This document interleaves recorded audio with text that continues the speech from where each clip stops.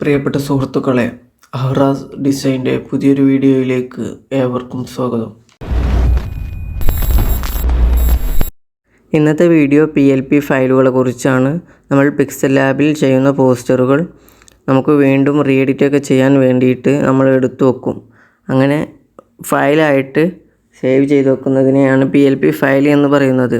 ഈ PLP ഫയലുകൾ നമുക്ക് മറ്റുള്ളവർക്ക് വേണ്ടി ഷെയർ ചെയ്യാനും അതുപോലെ മറ്റുള്ളവരിൽ നിന്ന് നമുക്ക് PLP ഫയലുകൾ വാങ്ങിയിട്ട് നമുക്ക് ചെയ്യാനൊക്കെ പറ്റും. അപ്പോൾ വേറെ ആളുകൾ ചെയ്ത പോസ്റ്ററുകളൊക്കെ അതിൻ്റെ ഫയൽ ഉപയോഗിച്ചിട്ട് നമുക്ക് ചെയ്യാം. അതുപോലെ തന്നെ നമ്മൾ ചെയ്ത ഫയലുകളൊക്കെ നമുക്ക് അങ്ങോട്ടും ഷെയർ ചെയ്യാൻ പറ്റും.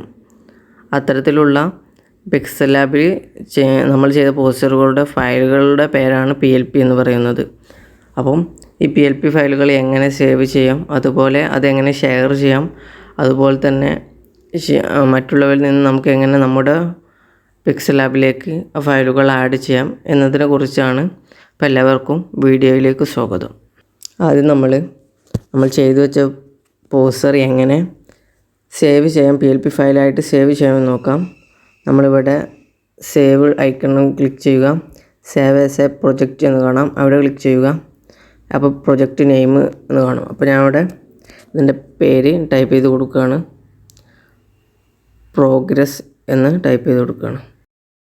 പ്രോഗ്രസ് മീറ്റ് എന്നാണ് ഞാൻ ഈ ഫയലിന് കൊടുത്ത പേര്. അപ്പോൾ ഓക്കെ അടിച്ചു. ഇപ്പോൾ അത് നമ്മുടെ പിക്സൽ ലാബിൽ ഇവിടെ നോക്കിയാൽ കാണാം ഓപ്പൺ PLP ഫയൽ. ഇവിടെ ക്ലിക്ക് ചെയ്ത് കൊടുത്താൽ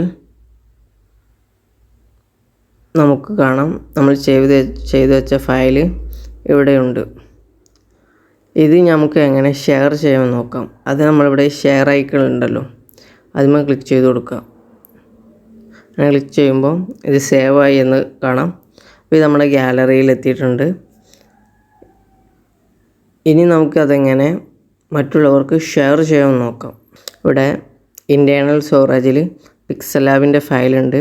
ഇവിടെ താഴെ നോക്കിക്കഴിഞ്ഞാൽ നമുക്ക് കാണാൻ കഴിയും നമ്മുടെ ഫയലുകൾ. അപ്പോൾ നമ്മൾ ലേറ്റസ്റ്റ് ആയിട്ട് നമ്മളിപ്പോൾ സേവ് ചെയ്ത ഫയൽ ഇവിടെ കാണാൻ സാധിക്കും.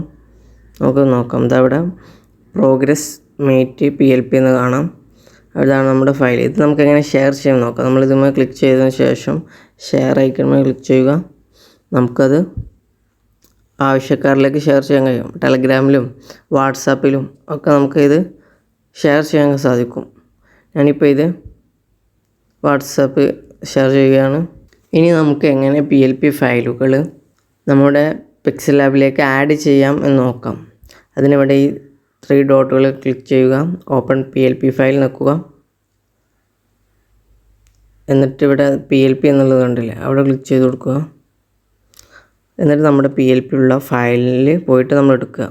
ഇപ്പോൾ നമ്മൾ ഡൗൺലോഡ് ചെയ്ത് അഥവാ വാട്സപ്പിൽ നിന്നാണെങ്കിൽ നമ്മൾ വാട്സപ്പിൽ പോയിട്ട് വാട്സപ്പിൻ്റെ ഫയൽ പോയിട്ട് എടുക്കുക.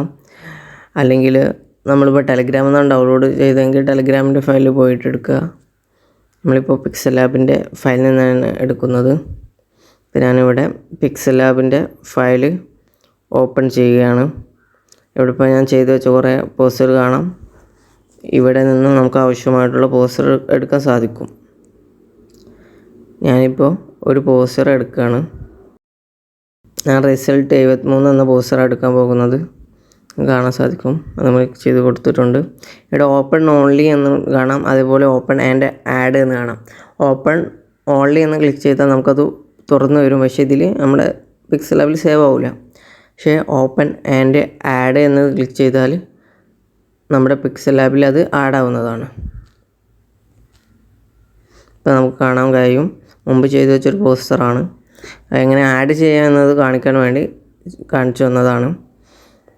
അപ്പോൾ ഇവിടെ ഓപ്പൺ PLP ഫയൽ എന്ന് ക്ലിക്ക് ചെയ്താൽ നമ്മളിപ്പോൾ നമ്മൾ ആഡ് ചെയ്തത് മേലെ തന്നെ കാണാൻ സാധിക്കും.